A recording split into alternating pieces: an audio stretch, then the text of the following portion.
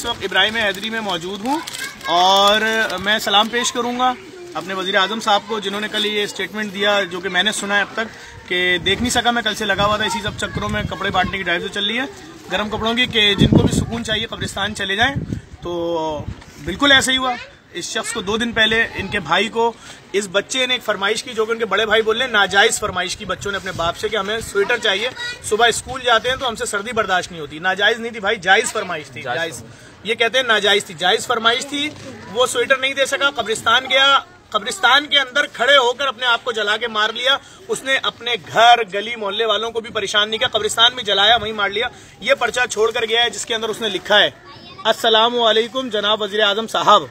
बताइए इस पोजीशन में कि बंदा मरने जा रहा है तो उसमें भी जनाब और साहब लिखा है आपको, लेकिन आपको रहम नहीं आएगा। मैं गरीब हूँ, मिस्कीन हूँ, बेसहारा हूँ, दरख्वास्त करता हूँ हमें घर लेकर दें, मेरी बच्ची को मदरसे में दाखिला दिलवाएं। आज पेट्रोल डालकर खुदकुशी कर रहा हूँ। पीछे उसने लिखा है या रसूल अल्लाह, और उसके अलावा उसने लिखा है फिल्में बंद करो, आखिरत समझो, ये आसारे क़यामत है। ये लिखा उसने पीछे।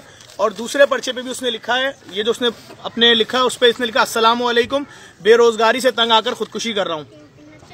मैं लानत भेजता हूँ कराची के उन तमाम सरमायादारों पर कि जिनके पास 2000 रुपए नहीं बच रहे थे कि वो गरीबों को स्वेटर बांट देते। अगर इतने सरमायादार हैं, इतने इंडस्ट्रियल एरिया है कराची में, पूरे पाकिस्तान को पाल रहे हैं, गरीबों को स्वेटर नहीं दे पाए, लोग मर गए, उनके बच्चों ने स्वेटर मांगा तो उस पर उनके रिश्तेदार बोले नाजायज फरमाइश। आज भी उसका बच्चा बगैर स्वेटर के बैठा है, उसकी बेटी बगैर स्वेटर के बैठी हुई है। डूब मरने का मकाम है। गवर्नर सिंध कहते हैं अगर सिंध को प्रमोट करना है, पाकिस्तान को ऊपर लाना है तो इम्पोर्टेड मोटरसाइकिलें, हैवी बाइक्स खरीदो 48-48 लाख की।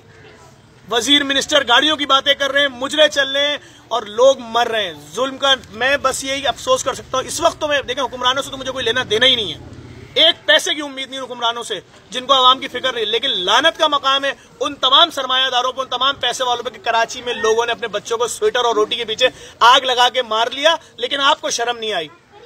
हम यहाँ पर आए, कोरंगी क्रॉसिंग के ऊपर इन भाई की दुकान है VIP बर्गर के नाम से।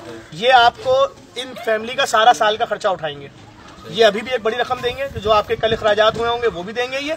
उसके अलावा JDC की जानिब से मैं इनकी बेवा को 50,000 रुपए दूंगा कि इनका 5-6 महीने का राशन पानी चले। उसके अलावा भी जहां जहां मुश्किल होगी हम साथ इन बच्चों की तालीम के लिए कराची के आवाम को बोलूंगा निकलो इनके घर आओ यार।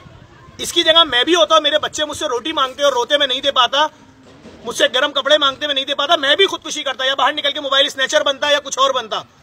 डूब मरने का मकाम है उन तमाम सियासतदानों के लिए, उन तमाम कराची वालों के लिए कि लोग कराची में मर रहे हैं, पाकिस्तान में मर रहे हैं। आपका पैसा, आपके कुत्ते भी गाड़ी में घूमते हैं यार।